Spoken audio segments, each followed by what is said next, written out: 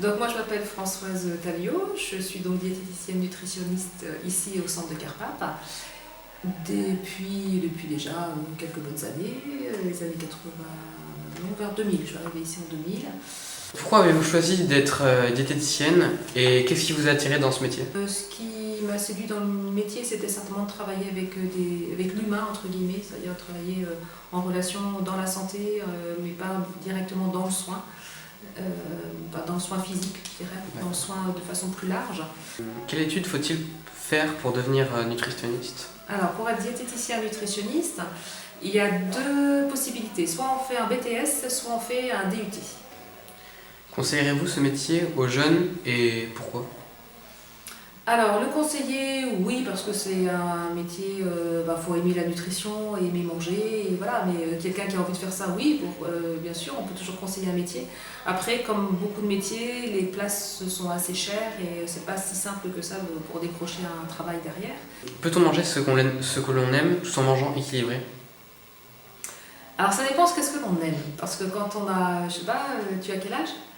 15 ans. 15 ans, à 15 ans déjà tu as tes goûts. Donc si tu as des goûts très diversifiés, ça veut dire que tu vas pouvoir manger des choses que tu aimes et manger équilibré, ça va pas être compliqué. Par contre, quelqu'un qui est très très très difficile et qui a une sélection de produits alimentaires très très importante dans son alimentation du fait de son histoire, de son éducation, ça va être beaucoup plus difficile pour qu'il mange équilibré. De quoi se compose selon vous un repas équilibré, que ce soit le matin, le midi et le soir? Alors l'équilibre alimentaire, moi je ne le conçois pas spécialement sur un repas, c'est beaucoup plus sur plusieurs jours, parce qu'on ne mange pas équilibré. Alors il y a un idéal où on pourrait manger équilibré à chaque repas, mais c'est très très contraignant.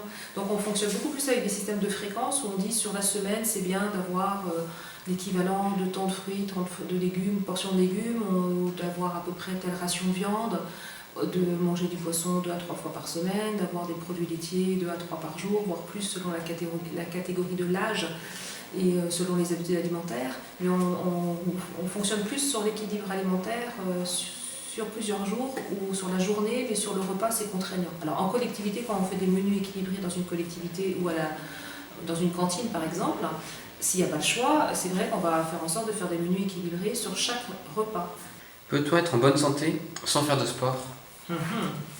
Alors je dirais sans faire de sport oui, sans faire d'activité physique non. On va dire ça comme ça, parce que le sport c'est beaucoup plus intense. Pour moi l'activité physique c'est des choses toutes bêtes, c'est d'aller à pied au travail si c'est pas trop loin, ou de prendre un vélo plutôt que de prendre la voiture, de monter des escaliers, et puis de faire régulièrement effectivement d'aller nager si on aime nager, marcher si on aime marcher. Quels sont les atouts du sport? Alors les atouts du sport sont multiples.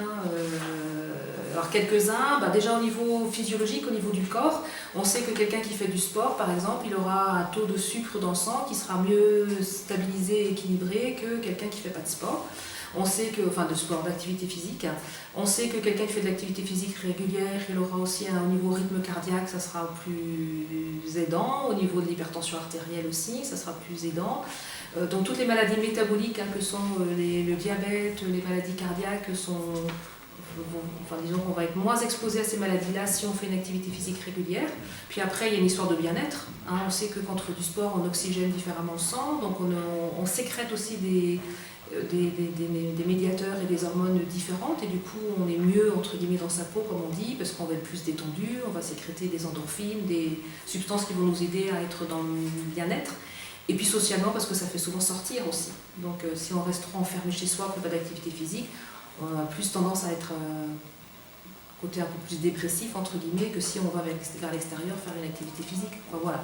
Mais on pourrait développer de façon plus large, mais c'est clair que c'est important l'activité physique.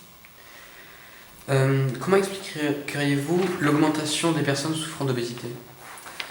Alors c'est pareil, il n'y a pas qu'une raison, il y a plusieurs raisons. Il y a certainement au niveau mondial une plus forte sédentarisation des gens, les gens bougent moins. Un accès à la nourriture qui est beaucoup plus facile qu'avant, donc une profusion alimentaire. Donc dans l'idée, les gens bougent moins et les gens ont tendance à manger trop, mais ça c'est vraiment très généraliste et un peu caricatural. Après, on sait aussi qu'il y a des phénomènes aussi de manque de sommeil qui interviennent beaucoup, puisqu'on a perdu à peu près 1 à 2 heures de sommeil depuis les années 50, et quand on dort moins, on ne mange pas de la même façon. La satiété et le rassasiement ne sont pas les mêmes dans le corps, donc après on a tendance à manger plus dans la journée quand on dort moins. Et en fait, vous faites partie d'une génération qui dormait moins. Et aussi, vous dormez moins que nous, on pouvait dormir à vos âges, du fait des écrans et autres. Comment des personnes peuvent devenir anorexiques ou au contraire boulimiques? L'anorexie et la boulimie, même si ça se traduit par des problèmes de poids importants, ou pas d'ailleurs, parce qu'il y a des boulimiques qui se font vomir, donc ils n'ont pas de problème de poids, ça reste des maladies psychiatriques. C'est-à-dire que pour nous, c'est pas, on n'est pas sur des maladies métaboliques comme le diabète, les problèmes de cholestérol, les problèmes d'hypertension, les problèmes cardiaques. On est vraiment plus sur un problème au départ psychiatrique. Quels sont les risques face à de mauvaises habitudes alimentaires? Des risques quoi? De voir le corps, moins bien protégé. C'est-à-dire l'alimentation, ça peut être un facteur de protection si on a une alimentation adaptée, et au contraire, l'alimentation, ça peut être un facteur d'aggravation de certaines maladies. Parce que dans le corps, il y a des phénomènes naturels qui sont des phénomènes d'inflammation et des phénomènes d'oxydation, comme pour les plantes. Et donc du coup, notre corps, il a besoin d'être nourri correctement, hydraté correctement. Et si on le fait bien, on a plus de chances d'être protégé en termes de santé que si on ne le fait pas bien. Ça paraît un petit peu logique, mais voilà.